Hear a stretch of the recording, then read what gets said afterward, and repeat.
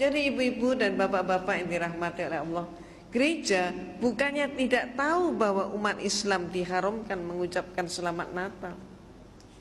Mereka tahu, tapi justru mereka menghendaki umat Islam ini melanggar akidahnya. Dengan cara yang halus seperti itu, umat Islam banyak yang terpancing. Maka ada kemudian umat Islam yang dari kelompok Islam liberal mengatakan umat Islam mengucapkan selamat Natal nggak apa-apa, karena menurut mereka saat itu umat Islam mengucapkan selamat atas lahirnya Nabi Isa alaihissalam. Ini kelompok jil beranggapan seperti itu. Di sisi yang lain ada kelompok juga di sisi yang lain mengucapkan selamat Natal berarti mengucapkan selamat atas lahirnya Tuhan Yesus. Ini sudah jelas merupakan suatu pelanggaran akidah. Yang kedua, kalau sampai kemudian dikatakan bahwa tidak mengucapkan selamat atas lahirnya Yesus dengan kapasitas Tuhan, tapi dikatakan mengucapkan selamat atas lahirnya Nabi Isa, inilah merupakan suatu jebakan mereka. Di mana gereja pun sekarang ini sudah mulai menggunakan istilah-istilah bukan lagi Natal, tapi dengan istilah Maulid Nabi Isa alaihissalam. Ini jebakan mereka. Maka apakah benar bahwa Nabi Isa itu lahirnya 25 Desember? Ini yang saya kupas dalam buku saya. Kita umat Islam mengetahui bahwa Rasulullah SAW lahirnya persis 12 Rabiul Awal.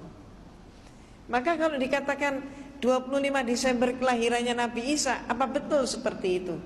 Tahun kemarin di televisi kita, di salah satu stasiun televisi, sudah ada pendeta yang menerima pertanyaan, karena saat itu dialog interaktif, menerima pertanyaan, apa benar Yesus dilahirkan 25 Desember?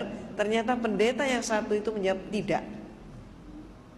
Nah, apakah kemudian pada tahun ini nanti mereka juga akan berani untuk menyampaikan bahwa sebetulnya yang terjadi tidak seperti itu, bahwa Natal ini bukan kelahiran Nabi Isa? Ibu-ibu dan bapak-bapak yang dirahmati oleh Allah, kita telaah dulu siapa yang sebenarnya lahir 25 Desember. Menurut buku yang saya tulis ini, jelas-jelas sekali dipaparkan bahwa yang diperingati tanggal 25 Desember itu adalah kelahirannya Dewa Matahari.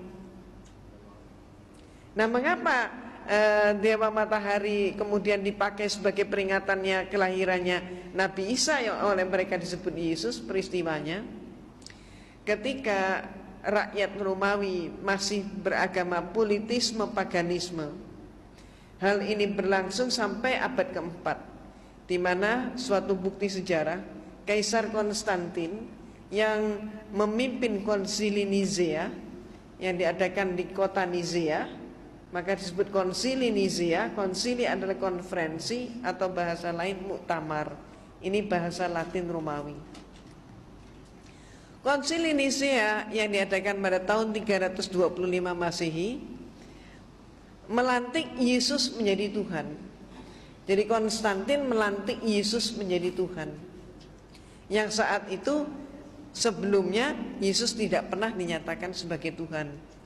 Dan sampai hari ini pun kalau ibu dan bapak mencermati seluruh Bible, tidak ada satu kalimat pun yang menyatakan Yesus sebagai Tuhan.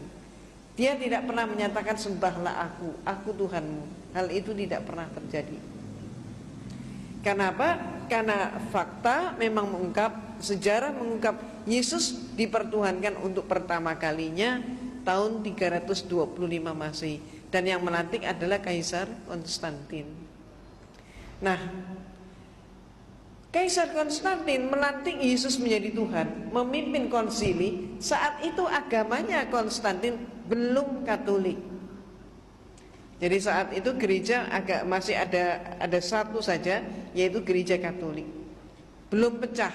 Nanti pada abad pertengahan baru pecah, Katolik pecah menjadi Katolik dan Protestan.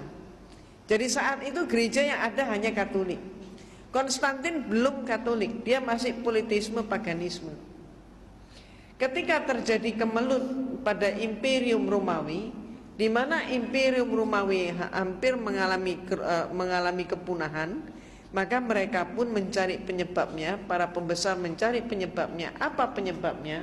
Maka saat itu kekaisaran menengarai penyebabnya adalah berbagai macam sembahan-sembahan yang mereka punyai tidak mampu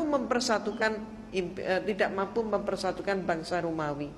Jadi artinya agama mereka yang ada dianggap tidak kondusif.